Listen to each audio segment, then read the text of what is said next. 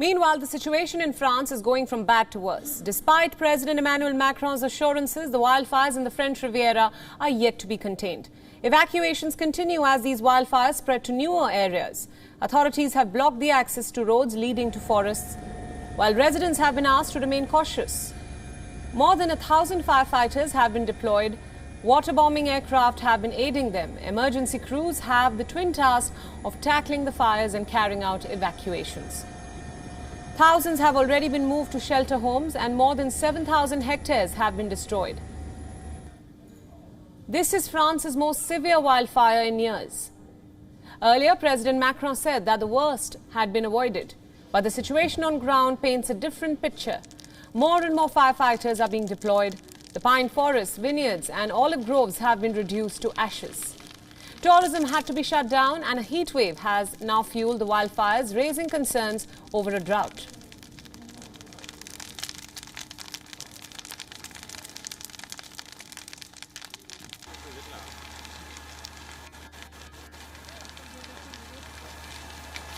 Là, on avait une sorte de petit logement caravane aménagé depuis très longtemps avec une personne âgée.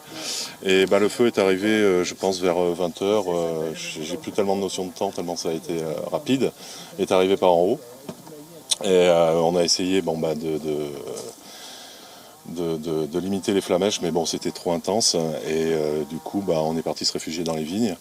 On y est resté, je pense, 4-5 heures jusqu'à ce que... Parce que malheureusement, il n'y avait pas de pompiers qui passaient. As Greece battles wildfires, survivors struggle to grapple with the disaster which changed their lives. They are left without a home and a livelihood. Our next report tells you their story. Take a look. Known for its pristine pine forests, this seaside village in the Greek island of Evia, a popular retreat for domestic and foreign tourists. But everything changed when wildfires ravaged the nation, forcing both tourists and locals to flee. But some residents have started returning, only to find their homes, which took years to build, reduced to rubble. Their livelihood, memories, all are gone. My wife and I worked hard for many years to build this so we could enjoy it in our old age. And now we must start again from the beginning. The locals depended on honey, resin, and olive farming. But the blazes turned the farms and beehives into ashes. These are all our life memories, all our life efforts. I grew up here with my mom. We had beehives. We were occupied with that the last few years.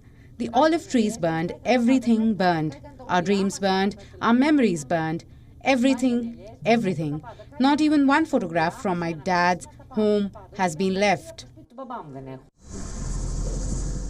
Locals have been left homeless and angry. The government's promise of help has not assured them. They say that authorities failed to respond timely. What can they give me? A loan to pay off? How can I pay it off? With what? I am not working. We made the beehives to have a small income to live from.